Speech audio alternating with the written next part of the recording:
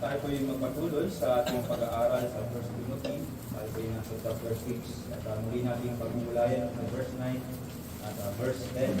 So lang balikan natin ang lilang verse 9 at verse 10. Ito po ang salita ng Diyos.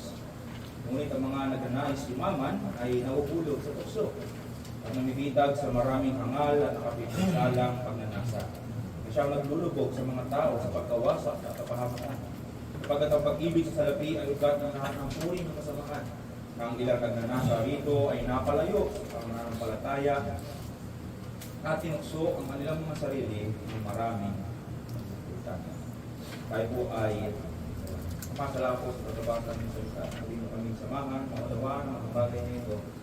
Higit sa lahat ng masunod namin ng mga kalooban. Ito ang aming samang dalangin sa pangalan ng Jesus. Last week po, napag-aralan natin na isa po sa paraan para tayo ay maging kontento sa ating pamumuhay ay makita natin yung pagkakaiba ng wants at saka yung needs. Pag sinabi po natin wants, yan po yung mga desires natin, yung mga gusto natin. Pero pag sinabi natin needs, yan yung mga kailangan natin. Kailangan natin ng pagkain. At kung wala yun, ay hindi tayo mabubuhay. Ngayong umaga, maliwanag po sa binasa natin na hindi dapat nating ibigin ang salapi, pera. Pero, alam po natin na ito ay ating kailangan. So, paano yun? Bawal mong gustuhin, pero kailangan. Yung gagawin natin. Kaya ang mensahe ko po ngayong umaga ay ito. Ang mananampalataya ay inuutosang huwag umibig sa salapi, kundi gamitin ang salapi para sa kalwalhatian ng Diyos. Mananampalataya po ay inuutusan na huwag ibigin ang salapi, kundi gamitin ang salapi para sa kalwalhatian ng Diyos. Dalawang punto po ang ating pagbubulayan. Una, ang pag-ibig sa salapi ay ugat ng lahat ng uri ng kasamaan. Pangalawa, ang pag-ibig sa Diyos ay nagbubunga ng pagiging mabuting katiwala ng salapi. So, unang punto, ang pag-ibig sa salapi ay ugat ng lahat ng uri ng kasamaan. Ang makikita po natin prinsipyo na itinuturo sa atin ni Pablo dito, una, ang salapi po ay hindi masama. Okay? Meron po kasi mga nag-interpret sa text na ito na ang salapi daw ay masama. Kaya pumunta sila sa mga bundok, hindi na sila nakikipag-trade, wala na silang hawak na pera dahil ang salapi daw ay masama. Pero kung titignan nyo yung text, hindi po yan ang itinuturo ni Pablo. Hindi po masama ang salapi. Pero, dahil nga sa kondisyon ng puso ng tao, nagkaroon po ng maling relasyon ng tao sa salapi. Katulad po ng lahat ng mga regalo ng Diyos, ay dahil nagiging masama siya o nagkakaroon siya ng pagkakasala, hindi dahil doon sa mga binigay ng Diyos, kundi dahil sa mga tao na merong nature ng pagkakasala. So tingnan natin yung ibang sinasabi dyan ni Pablo. Sabi niya dito, nagnanais yumaman. Ang nais po kasi, or nasa, or pleasure, ibig sabihin dito mo kinukuha yung iyong satisfaction, nandito yung iyong goal sa buhay. Yun yung nasa or yung nais natin. Napaka-foundational po ito sa ating pag-aaral kasi kung ano po yung pagnanasa o ano yung nagpapasaya sa'yo, ito din yung magiging motibo mo at gagabay sa mga gagawin mo sa buhay. So kung ang pera ang nagpapasaya sa'yo, ang mga gagawin mo ay para makuha yung pera. So yun yung po itong tukoy dito ni Pablo, nagnanais yumaman. Kung ikaw po ay, kung tayo ay nauuhaw, anong nais natin? Anong gagawin ngayon natin? Tayo ay kukuha ng. So, mula po sa kaibuturan ng puso, kung ano yung nais natin, yung po yung nagdidikta sa atin kung anong susunod nating gawin. So, ang sinasabi dito ni Pablo, may mga tao na nagnanais yumaman. Kaya ang direksyon ng kanilang buhay, o pagkilos nila, ay sa pamamagitan ng kanilang nais. Kaya sinabi rin po sa ating text, sabi dito, nahuhulog sila sa mga tukso. Tayo po ay natutokso lang sa mga bagay na gusto natin. For example, kung si James, tinutokso ko na, James, maglaro tayo ng Barbie doll. Tingin niyo sasama sa akin si James?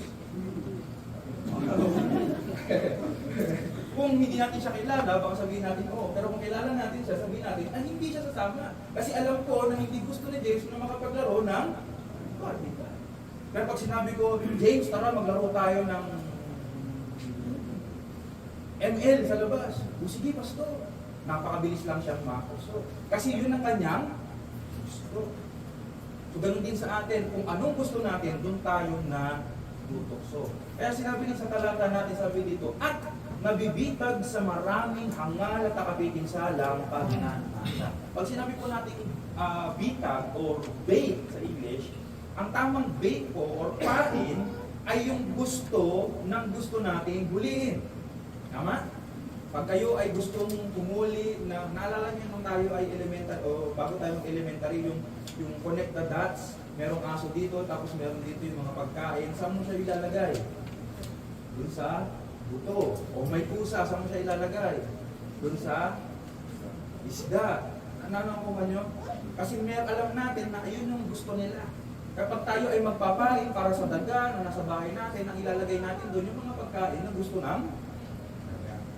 So ito po ay bitag at bitag para doon sa mga may gusto ng kayamanan. At ang consequence po ng pagkakahuli sa bitag na ito, ang sabi dito ni Pablo, ay maraming hangal at nakapipinsa ng pagnanasa na siyang naglulubog sa mga tao sa pagkawasak at kapahamakan.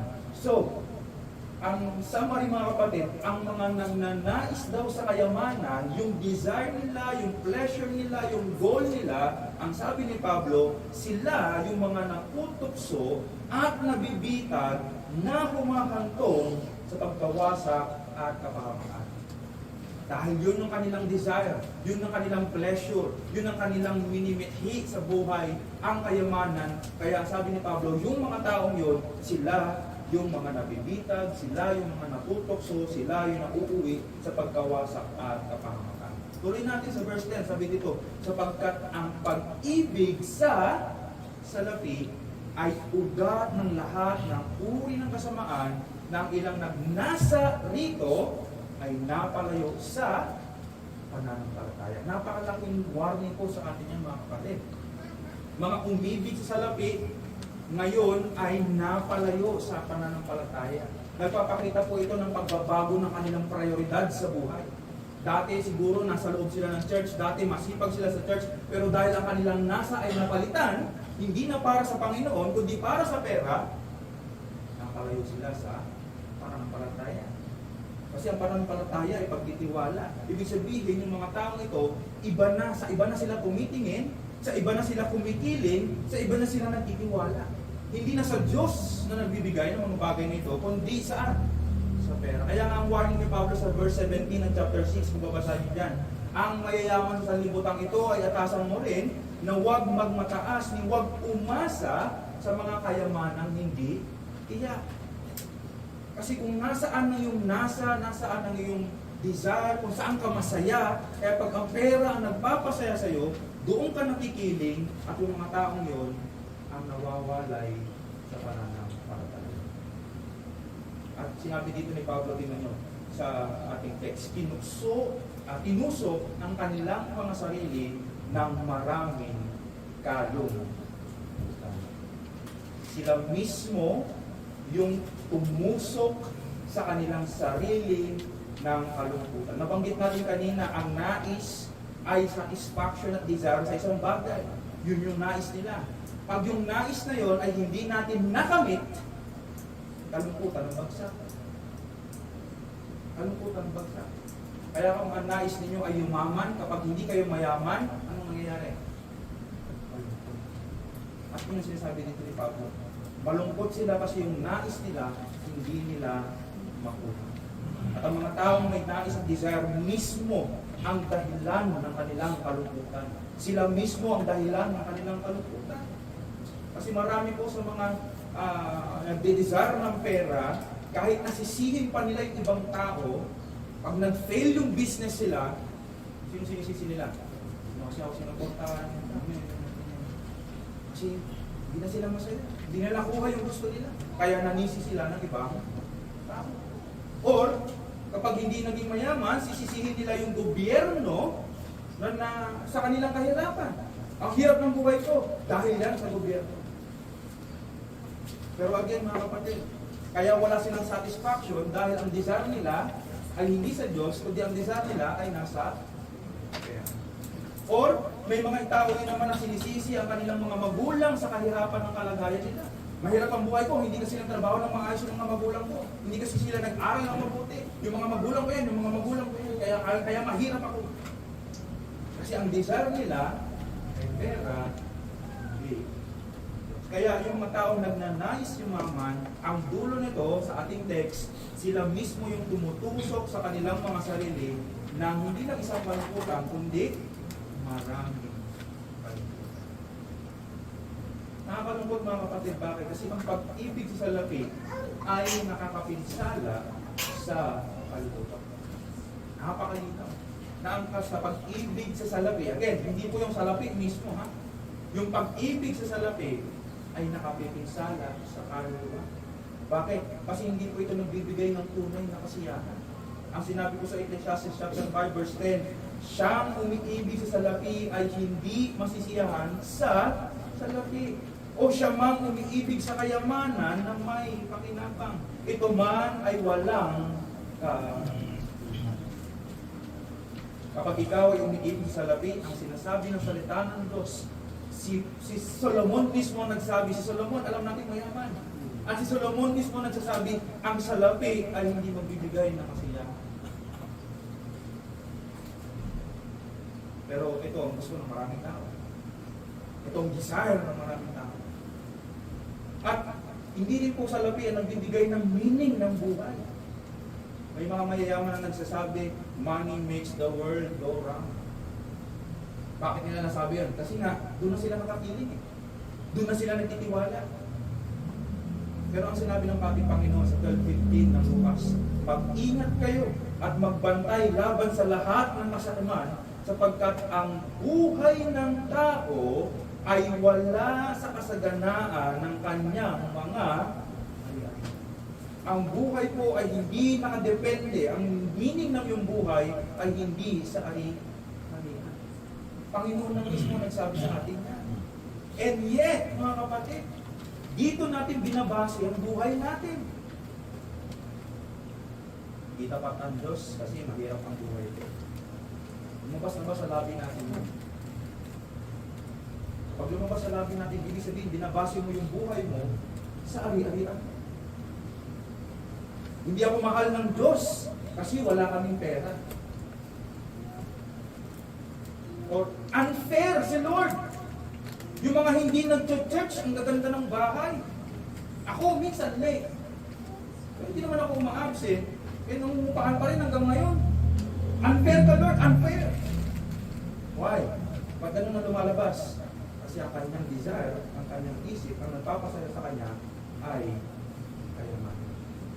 Kaya nga sabi ng Panginoon, pinaalala niya, mag-ingat kayo at magbantay sapagkat ang buhay ng tao ay wala sa kasaganaan ng kanyang mga. Ito pa, ang pag-ibig sa salapi po ay naghahayag ng kaawa-awa kondisyon ng tao. Kasi kung anong sinabi ng salita ng Diyos, sabi niya kanina, di ba, hindi ito nagbibigay ng kasiyahan, hindi rin ito nagbibigay ng meaning. Kaya nga nakakalungkot ang tao, ang kondisyon ng tao. Bakit? Kasi ninanais ng tao, nagkakamal ang tao sa mga bagay na hindi magbibigay ng kasiyahan. Nagdidesire ang tao ng mga bagay na hindi nagbibigay ng tunay na meaning sa kanyang buhay. Kaya ang sabi ng Panginoon sa Isaiah 55 verse 2, why do you spend your money for that which is not bread, and your labor for that which does not satisfy? Bakit mo ginugogo lang yung buhay sa mga bagay na hindi magbibigay sa iyo ng tunay na kasiyahan? Jeremiah 2:13, for my people have committed two evils, sabi ng Panginoon. They have forsaken me, the fountain of living waters, and hewed out cisterns for themselves, broken cisterns that can hold no water. Nilayuan nila ang Diyos, pinagpalit nila ang Diyos na fountain of water, living waters, sa mga bagay na sana. Kaya kaawa-awa ang buhay sa tao na wala sa Diyos. Anong kasalanan dapat natin pagsisihan dito mga kapatid? Walang iba kundi ay ang pag-ibig po sa salapi ay walang iba kundi pagsamba sa Diyos-Diyosan. Tandaan po natin, sama sa ating confession of faith, kasama sa ating pananampalataya, God is the first and best of beings. Sumum bonum highest good. Sa Kanya po ang tunay na kasiyahan sapagkat Siya ang pinanggagalingan ng lahat ng kabutihan. Siya ang dahilan kung bakit nabubuhay ang tao. Siya ang nagbigay ng purpose at meaning ng buhay ng tao, which is to worship God. Diba? Anong chief end of man? To worship God, to glorify God, and to enjoy Him forever. Yun ang dahilan kung bakit nilikha niya ang tao. Magsumamba sa Diyos at i-enjoy ang Diyos. Kaya anumang bagay na ninanakawan ng pwesto ng Diyos ay idol. Kaya pag ang pera ang pumalit na sa Diyos, ito ay idolatry. Anong sinabi ng Panginoon sa Matthew chapter 6 verse 24? No one can serve two masters. For either he will hate, hindi yung sinabi ng salita ng Diyos, hate. Walang neutral mga kapatid. Walang neutral. Either hate the one and love the other, or he will be devoted to one and despise the other. You cannot serve God and money. Ngayon alam ko ginagamit natin yung money dyan sa iba't ibang kayamanan, pero napakaganda ng ginamit ng salita ng Diyos na money. Bakit? Kasi ang kadalasan na pinaglilingkuran ng tao, hindi lang sa panahon ni Kristo, kundi sa panahon natin ngayon ay money. Kaya ang sinabi ng Panginoon, you cannot serve both God and money. Either hate mo yung isa, devoted ka sa isa, at magagalit ka. You cannot serve both God. Alala natin last Sunday sa Hebrews chapter 13 verse 5, keep yourself free from the love of money and be content. Masiyahan ka na with what you have. Because God has said, never will I leave you, never will I forsake you. Kaya ang pagsaway at pag-ibig sa salapi ay pag-reject mismo sa presensya ng Diyos. Ang Diyos na mismo nagsabi, huwag mong ibigin yan. Kaya pag inibig natin yon, ang sinusuway natin, 1 John 2:15, do not love the world or the things of the world. If anyone loves the world, the love of the Father is not in him. Wala sa kanya ang pag-ibig ng Diyos. Bakit? Kasi ang pag-ibig na nasa kanya ay ang pag-ibig sa libutan, pag-ibig sa tulad ng ating nabasa sa scripture reading kanina, hindi lahat po ng mga yumayaman ay tanda ng pagpapala ng Diyos. Madalas ito po ay isang hatol sa kanilang Diyos. Kapag umibig sila sa mga bagay na higit kaysa sa Diyos, kaya ibinigay ng Diyos ang gusto nila at ang pera mismo ang lang para sila ay lumapit sa Diyos. Kaya kadalasan, mga mayayaman ayaw maglingkod sa Diyos. Bakit? Kasi sila ay naglilingkod na sa pera. You cannot love both. You cannot serve both. Yun ang sinasabi sa ating salita ng Diyos. Kaya ka nang muna sa atin ng Ebanghelyo. Mga kapatid, bilang mga mananampalataya, meron tayong mas higit na kayamanan, si Kristo. Mas higit na kayamanan meron tayo, si Kristo. Sabi po sa Proverbs 11 verse 4, wealth is worthless in the days of wrath, but righteousness delivers from death. Ang kayamanan daw po ay worthless pagdating ng paghahatol ng Diyos. Pero ang katuwiran ay nagliligtas sa atin sa kamatayan. Ngayon ang problema mga kapatid, maging righteousness, wala rin tayo. Wala naman tayo pera, wala rin tayo righteousness. Bakit? Kasi alam natin na tayo ay makasalanan. Kaya ang sinabi ng Panginoon Mark 18:36, for what does it profit a man to gain the whole world and forfeit his soul? Ang problema din mga kapatid, wala rin tayong gain sa mundo, forfeit pa ang soul natin dahil sa ating mga kasalanan. Kumbaga, hindi na nga tayo mayaman, pupunta pa tayo ng impyerno. Di ba kaawa-awa ang ating kalagayan? Pero ito nga po ang dahilan kung bakit masigit na kayamanan si Kristo. Kapag tayo po ay namatay, lahat ng ating pag-ari-arian ay mawawala ng halaga sa atin. Wala tayong naidala papunta sa lupa. Sa ating Pablo, marami tayo madadala pagdating sa langit. At wala pong kayamanan sa sanlibutan ang kayang magbayad para tayo ay mabuhay na walang hanggan. Pero di ba yung gusto ng mga mayaman, sila ay mabuhay ng walang hanggan? Pero hanggang ngayon, hindi pa rin sila nagsasaksi. Bakit? Kasi wala pong kayamanan na makapagbibili ng buhay. At wala rin kayamanan, lalong-lalo na, ang magpapatawad ng ating mga kasalanan na magdadala sa atin sa walang hanggang kapahamakan. Kaya nga sinabi sa ating text na binasa Proverbs 11, wealth is worthless in the day of wrath. Walang saysay ang kayamanan pagdating ng paghahatol ng Diyos. But, righteousness delivers from death. Ang kagandahan po ng Ebanghelyo ay ito. Ang katuwiran na nagligtas sa atin ay hindi ang ating sariling katuwiran, kundi katuwiran ni Kristo. Without Christ, mga kapatid, kung wala si Kristo, walang hanggang paghihirap ang nag-aabang sa atin, hindi lang sa buhay na ito, kundi sa buhay na darating. Pero dahil nasa atin si Kristo, tayo ay naligtas mula sa kamatayan at kawalang kabuluhan ng buhay na ito. Kaya nagkaroon tayo ng buhay, hindi lang sa ngayon, kundi sa buhay din na darating. Kaya nga, His righteousness delivered us from death. Ang kanyang righteousness ang nag-deliver us sa atin, o nagligtas sa atin mula sa kapahamakan. Tama yung sinabi ni Thomas Chalmers. The only way to root out the sinful love of money or any other vice, kahit ano mga iba pang kinaiibigan ng mga tao ngayon, is by replacing it with the greater, superior affection, the love of God. Pinatunayan sa atin ng Diyos ang kanyang pag-ibig na nung tayo ay makasalanan pa, tayo pa ay umiibig sa mga salapi, doon namatay si Kristo para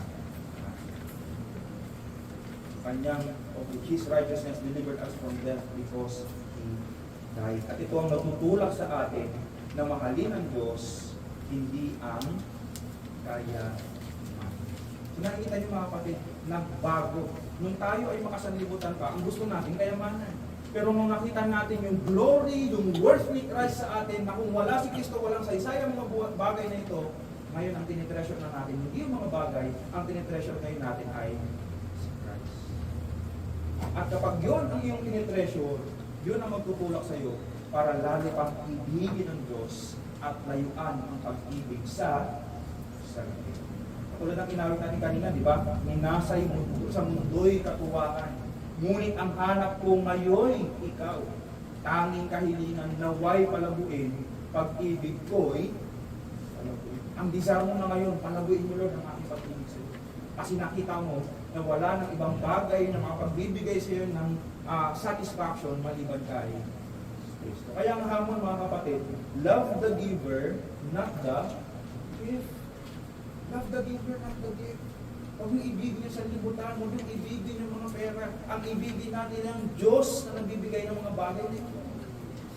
He is infinitely more better. He is infinitely more satisfying. He is infinitely more worthy of love and praise and adoration. At siya ang umibig sa atin.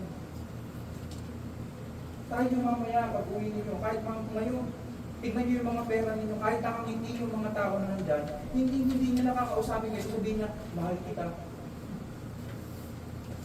Matry niyo na. Nakipag-usap mo sa inyo yung mga pera ninyo, mahal kita, Mark.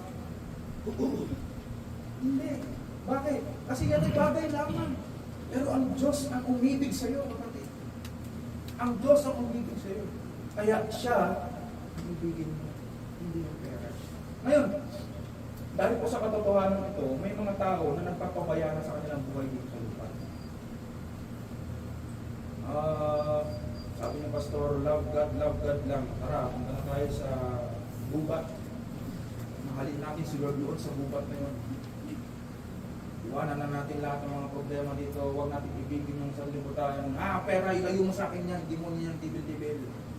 Hindi po yan ang itinuturo sa atin ang salita ng Diyos.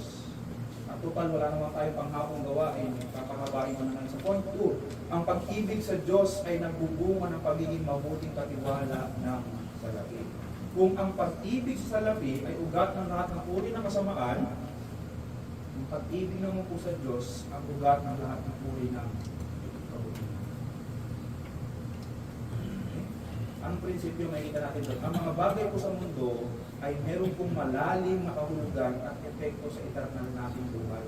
Kung babasahin natin ang Luke chapter 16 verse 8 to 9, at pinuri ng Panginoon ang matayang katiwala sapagkat siya'y gumawang may katusuhan, sapagkat ang mga anak ng sanlibutan ito ay higit ng puso sa pakikitungo sa sarili nilang lahi ay sa mga anak ng liwanag. At sinasabi ko sa inyo, makipagkaibigan kayo para sa inyong mga sarili sa pamagitan ng kayamanan ng kalikuan, upang kung ito'y maumpos na, ay kanilang tanggapin kayo sa walang hanggang tahan. Nakikita niyo yung correlation, mga kapatid? Yung kanilang ang paghawak natin, paggamit natin sa kayamanan ng kalikuan, which is yung worldly, o yung pera dito sa libutan, ay mayroong pong epekto sa buhay na walang hanggan. Kaya nga sabi sa verse 11, tingnan nyo, chapter 16, verse 11 ng Luke, kung kayo nga'y hindi naging tapat sa kayamanan ng kalikuan, well, sino ang magtitiwala sa inyo ng mga tunay na naman? Kung hindi tayo magiging faithful, maayos na steward sa ating kayamanan dito sa lupa, hindi tayo pagkakatiwalaan ng kayamanan na ibibigay sa ating Diyos. Kaya huwag natin sabihin na wala tayong pakialam sa pera. Okay? Mali pong katuruan mo. Mahal natin ang Diyos at gagamitin natin ang pera para sa Diyos at hindi para sa ating sarili. Tinawag po tayo ng Diyos na maging mabuting katiwala. Mabuting katiwala, sabi po sa Psalm 24 verse 1, ang lupa ay sa Panginoon at ang lahat ng narito, ang sanlibutan at silang naninirahan dito. Pag sinabi ng Panginoon niyan, lahat ng narito, kasama po ba dyan yung pera? Yes. Ngayon, kung lahat ng bagay ay sa Panginoon, ibig sabihin, anumang meron ka, ikaw ay katiwala lamang na ang hawak mo ay hindi sa'yo, kundi sa Diyos. At remember, mga kapatid, bilang mga mananampalataya, sinasampalatayanan natin na ang paghahari ni Kristo ay hindi lang sa spiritual na bagay, kundi maging sa mga bagay dito sa sanlibutan. All authority, sabi ng Panginoon, is given unto me on heaven and on earth. Maging sa prayer natin, Our Father who art in heaven, hallowed be thy name, thy kingdom come, thy will be done on heaven and on earth. Dahil ang Diyos ang may-ari ng lahat ng bagay, ang Diyos ang naghahari sa lahat ng bagay. Kaya tayo na may hawak ng mga bagay na ito ay katiwala ng Diyos. Katiwala lamang ng Diyos. Tingnan natin ang ilang mga bagay na inutos ng Diyos para tayo ay tawaging mabuting katiwala pagdating sa ating salapi. Una, ang salapi po ginagamit sa pagtulong at pagbibigay. Pagbibigay. Kung ang tingin ninyo ang pera ay para lamang sa inyo at ginagamit nyo para lamang sa inyo, kayo po yung tinatawag ng ating Panginoon doon sa Mateo na hangal. Na ang ginawa niya, nung saan ko nalagay itong mga kayamanan ko ito? Alam ko na, magpapatayo ako ng kamali. Ang sabi ng Panginoon, hangal. Pupunin ko lang sa left. Mamamatay ka na. Dahil ang salapi po ay ginagamit bilang pagtulong at pagbibigay. Kailan po yung last time na ginamit ninyo ang pera? Perang trinabaho ninyo, ha? Hindi pera ng ibang tao, hindi pera ng ibang magulang, perang trinabaho ninyo para tumulong sa ibang tao. Dahil sinabi ng Panginoon Kawikaan 19:17, ang mabait sa dukha ay sa Panginoon nagpapautang. Parang mo yun, nagpapautang mo ang Diyos kung ikaw ay mabait sa dukha. Why? Kasi yun po isang patunay ng mabuting katiwala. Acts 20 verse 35, it is more blessed to receive, give than to. Totoo ba sa atin yung mga kapatid? Blessed ba talaga yun? O blessed, dapat nga ako binibless nila. Corinthians 9:17, God loves a cheerful, receiver? Giver. Cheerful giver ba tayo, mga kapatid? Or, 8, at kaya ng Diyos na pasaganahin ang lahat ng biyaya sa inyo upang sa pagkakaroon nyo ng sapat na lahat ng bagay ay palagi kayong sumagana saan? Bawat mabuti. Bakit kayo pasasaganahin ng Diyos? Para kayo ay gumawa ng mabuti. Ephesians 4:28, ang magnanakaw ay huwag nang magnakaw pa, kundi magtrabaho at gumawa siya sa pamamagitan ng kanyang sariling mga kamay ng mabuting bagay upang siya ay may, hindi niya sabi ng salita ng Diyos, maibahagi sa hindi niya lang sinabi makapagtrabaho, makakuha ng mga kayamanan para siya ay mag-enjoy, pumunta sa Baguio. Hindi sinabi masama pumunta ng Baguio, hindi sinabi masama mag-enjoy, pero kung hanggang doon lang natin ginagamit ang ating pera, mga kapatid, tayo ay hindi naging mabuti. 1 John chapter 3 verse 17, subalit ang sino mang may mga pag-aari sa sanlibutan ito at nakikita ang kanyang kapatid na nangangailangan at pinagsasaraan niya ito ng kanyang damdamin, paano nananatili ang pag-ibig ng Diyos sa kanya? Paano? Paano masasabi na ikaw ay mayroong pag-ibig ng Diyos kung hindi mo mapakita ang pag-ibig mo sa iyong kapwa, lalong-lalo na sa kapatid mo sa pananampalataya? Sinabi po dyan, sino mang may mga pag-aari, hindi sinabi sino mang sagana sa pag-aari, o sino lang yung mayaman, siya lang magbibigay. Hindi, kung meron kang pagmamayari, at nakita mo yung kapatid na nangangailangan, ang utos dyan, hindi dapat pinagsasakan ang utos.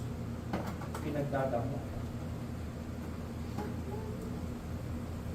So, ang pera po ay ginagamit sa pagbibigay. So, kasama na dito yung ating sintomotipay. Kung hindi ka nagbibigay sa iyong kapwa, hindi ka tumutulong sa iyong kapwa, ikaw ay hindi nagiging mabuting katiwala. Sa taxes, sinong umiiwas dito sa tax? Wala naman, hindi tayo makaiwas sa tax kasi bawat bili natin meron tax. Pero ang sabi ng Panginoon, give back to Caesar what is Caesar. Utos po yan. Huwag natin iwasan yung pagbibigay ng tax. Pagbibigay ng mga bayad sa mga hinihingi sa atin. Ngato, salapi ay tinatrabaho ko. Sabi sa 12:11 ng Proverbs, those who work their land will have abundant food, but those who chase fantasies have no sense. Napakaganda ng text na ito eh. Markahan yan, hindi ko na nilagay dyan, pero markahan yan.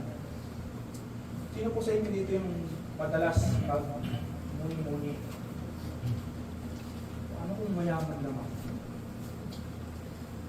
Mabalitaan niya, 50 million. Saka ko daw gamitin yung 50 million. Balitaan niya yung dogo na nanalo. Nanalo din si Dylan Diaz. Ano kaya kung magbuhat na rin kaya ako? Pagbuhatin ko kaya si Lucas para lumaki siya na lumaman din kami. Fantasies. Fantasies. Ano sabi dito? Those who have who chase fantasies, ang sabi ng salita ko, have no sense. Walang salsal, walang katalimutan. Proverbs 14:23, in all toil there is profit, but mere talk ends only to poverty. Puro pag-uusap lang. Nakita na kayo ng business partners na puro usap lang. Pag gano'n, hindi mo business partners doon, tawag doon, kwentuhan lang. Business, kumbaga. Pero ang mga business partners, nagtatrabaho, hindi ginagawa. Pero yung mga usap-usap lang, walang nangyayari. Ang sabi ko doon, only leads to poverty. At syempre, alam din natin yung 2 Thessalonians 3:7-10, kung ang sino man ay ayaw magtrabaho, ay wag din siyang. So, ang pera po ay tinatrabaho, hindi ko pinagpapantasyahan. Gusto nyong yumaman, gusto nyong kumita, magtrabaho. Hindi po yan inaabangan sa lupa. Sana makapulot ang batasan. Wala na pulot, hindi mo kumahal Lord. Wag po. Ito medyo masakit ito ng konti, inheritance. Inheritance. Sino mo nakaka-alam ng inheritance? Hindi ko alam yung pastor, hindi na ako nakakakuha nito. Inheritance po ay pamana. Ang sabi po sa Proverbs 13 verse 22, a good person leaves an inheritance for their children's children. A good person, isang mabuting matiwala ay nag-iiwan ng mana sa, hindi lang sa anak niya, ang sabi, children's children, apo. Now, of course, mga kapatid, ang pinakamagandang inheritance na pwede natin ibigay sa ating mga anak ay ang ating pananampalataya at pagiging mabuting halimbawa. Yan ang pinaka-best inheritance. Huwag kayong magbigay ng inheritance na napakalaki tapos ang sama-sama ng ugali nyo tapos hindi kayo sumasamba.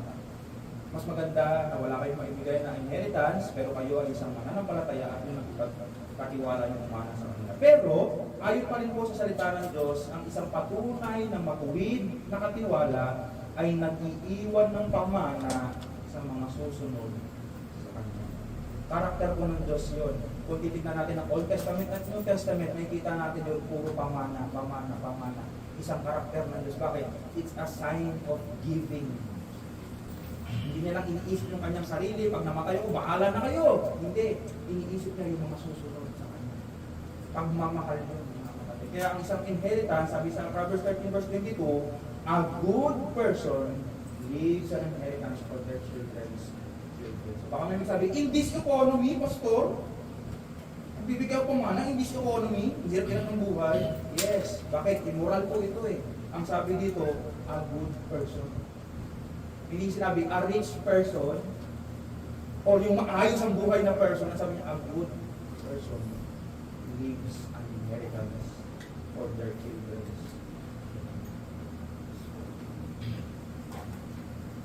Ito, kung masakit yun, mas masakit to, savings. Ilang savings? Proverbs 13:11, dishonest money dwindles away, but whoever gathers money little by little makes it grow. Proverbs 30 verse 24 to 25, isa sa mga pinaka-matatalino ang sinabi ng Proverbs ay ang mga langgam. Bakit daw matalino ang langgam? Kasi sila ay nag-store up kapag sila ay meron. Nag-savings ang mga langgam. Ang sinabi ng Biblia, sila ay wise. Ang tanong mo, ay, ang review, ang sin modify, mas matalino ba ang langgam kaysa sa iyo? Kaya ang tanong, may savings ka ba? Nagsisave ka ba? Isang mabuting katotoo na ikaw ay isang mabuting katiwala kapag ikaw ay meron. Ito pa, mas masakit, investments. Investment. Hindi ko nga ma-spelling yung investment. Gusto mo pa akong mag-invest. Biblical po ang investment. Ecclesiastes 11 verse 1 to 6. Tingnan natin. Ecclesiastes verse 11.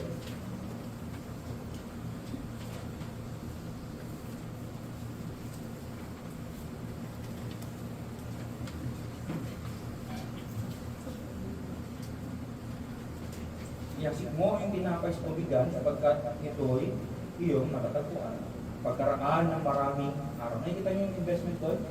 Maglagay ka, matatagpuan mo yung iyong nilagay. Magbigay ka ng bahagi sa 7 o maging sa 8 sapagkat hindi mo malalaman kung anong kasamaan ang mangyayari sa mundo.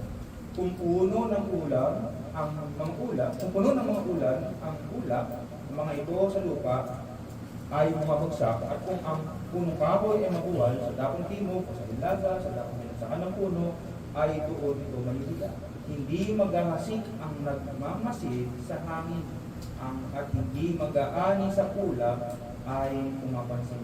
Kung papaano hindi mo nalalaman kung papaano dumarating ang espiritu sa mga buto, sa bahay bata ng babaeng nagdadalang tao, gayon hindi nalalaman ang gawa ng Diyos na lumalang sa lahat. Ihasik mo sa umaga ang binhi at huwag mong hayaang walang ginagawa ang iyong kamay sa hapon sapagkat hindi mo nalalaman kung alin ang tutubo, kung ito ay o iyon at kung kapwa magiging mabuti. Yan po ang essence ng investing. Hindi mo alam kung tutubo o hindi, pero ikaw ay naglalagay doon.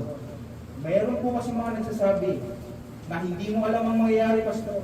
Kaya huwag na tayo mag-ipon, huwag na tayo mag-invest, gastusin mo na lang. Hindi po yan sinasabi ng salita ng Diyos. Actually, dahil na hindi mo alam ang mangyayari, kaya nga dapat ikaw ay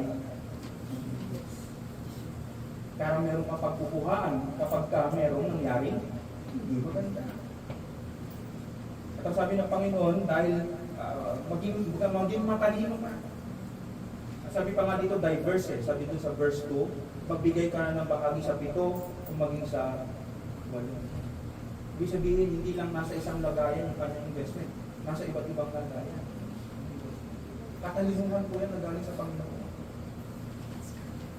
Para pag may nangyari sa isang bagay nito, yung nilaman mo sa iba, meron ka bang?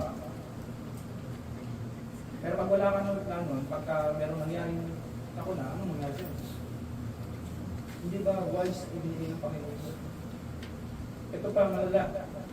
Ayaw mag-savings, ayaw mag-invest, pero gustong-gusto lang spending. Sabi ng Proverbs 21 verse 20, ito sabi ng talata. The wise, sinong matalino? Store up choice food and olive oil, but fools gulp theirs down. Tandaan po natin pag sa Proverbs, pag sinabi pong wise, yan po yung mga karakter na ginagawa ng isang matuwid, righteous. At ang mga ginagawa ng fools ay gawain ng isang sinagalog na natin fools. Yung mga masasamang tao. So ang wise, ang matuwid sa harapan ng Diyos, yung nag-iipon. Yun ang wise. At ang sabi ng salita ng Diyos, ang fool, ang isang hangal, gawain ng masamang tao, ay gulp. Pagka-gulp, ang ibig sabihin po niyan, na pagka-uhaw na uhaw, so uminom tayo. Di ba ang dami nung naiinom? Yun po yung gulping. Ibig sabihin, ginagasta yung meron. So kung kayo ay puro gastos lang na walang pagpaplano, kayo ay isang hangal. Sabi na salita. Hindi po ako sabi nun. Basahin nun. Isa kang hangal. At nakakalungkot sa ating mga Pilipino, itong gawain natin. Meron, sa 2023 ay sa pag-aaral, merong pagtaas ng sahod, pero pagdating sa pagtaas ng sahod, tumataas din yung kanilang paggasta. Kumbaga, isinasabay nila. Hindi nila tinignan na sana nag-ipon sila, kundi sa pagtaas ng sahod nila, inaasahan din nila yung gastos nila. So kung dati, hindi sila nakapag-milk tea, nung tumaas yung sahod, makapag-milk tea na ako. So tumaas din yung kanilang gastos. Sasabihin, wala na naman akong ipon. Kasi nga, tumastos ka rin. At nakakalungkot, no? 2023, 47% ng mga Pilipino walang savings. Kasi nga, puro gastos ka. Pero alam niyo ba sa 2026, after 3 years, 50% na ang wala. Pag ganun siya, mga walang tao. Hindi po yun ang karakter ng isang tao. Sabi po sa 27-24 ng Proverbs, alamin mong mabuti ang kalagayan ng iyong mga kawan at tignan mong mabuti ang iyong mga ayupan, sapagkat ang mga yaman ay hindi nagtatagal magpakailanman at ang korona ba'y nananatili sa lahat ng sanlibutan. Tingnan nyo, kabaliktaran ng kaisipan ng sanlibutan. Hindi man naman magtatagal ng pera na yan, kaya gastusin mo na lang. Ang sabi po dito, hindi magtatagal yan, kaya bantayan mo. Alagaan mong mabuti, alamin mong mabuti. Tandaan natin mga kapatid, uncertainty in life leads to careful planning, not wanton spending.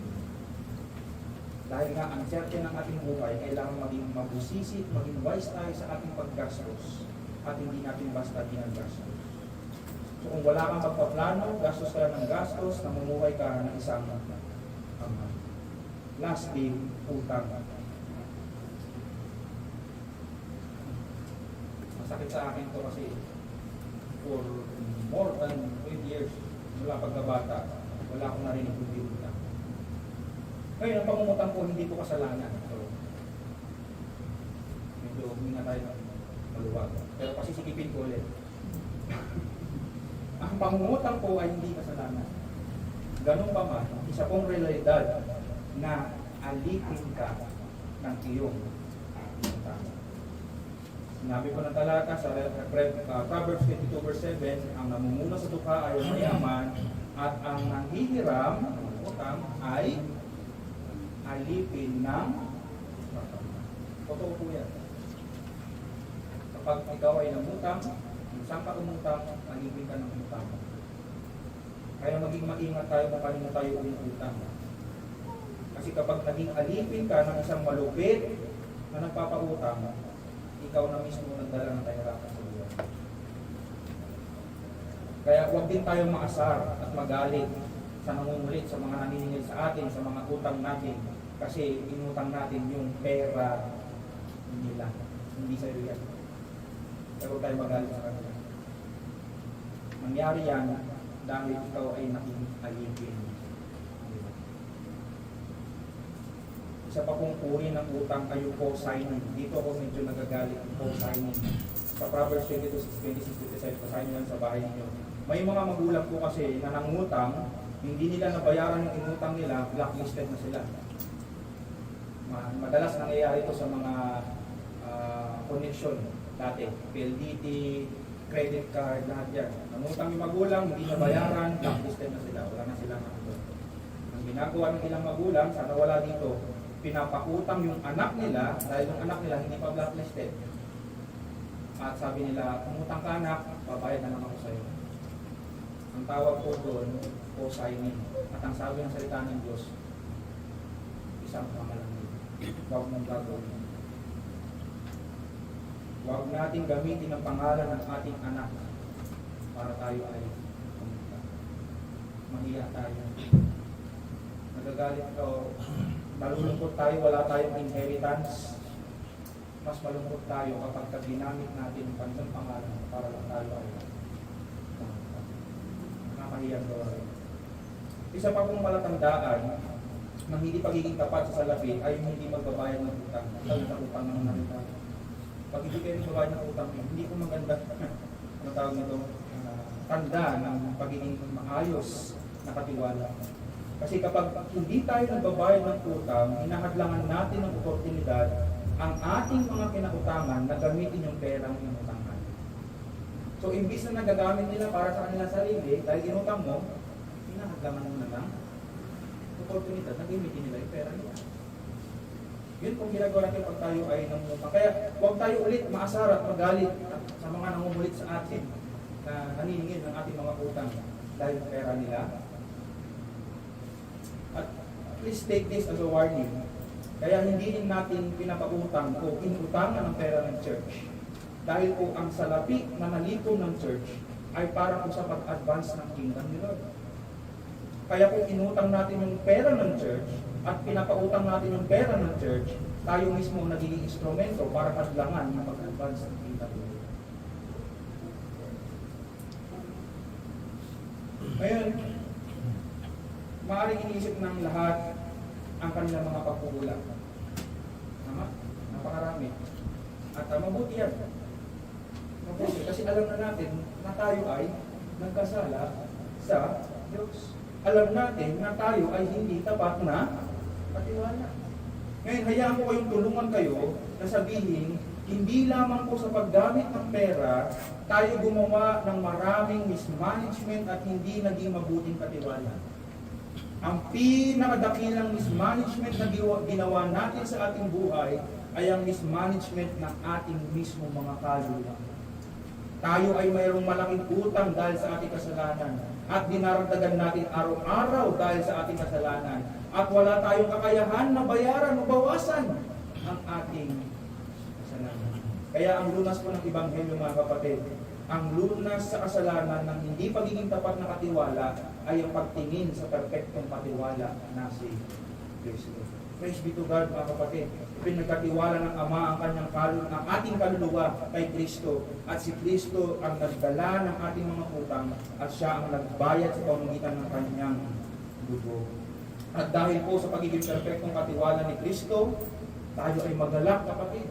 You can take great comfort na lahat ng ating hindi pagiging mabuting katiwala ay pinatawad na ng So kung nakita natin kung gaano kadami ang ating dahil kung pagkukulang, hindi ako maging mabuting katiwala, take comfort.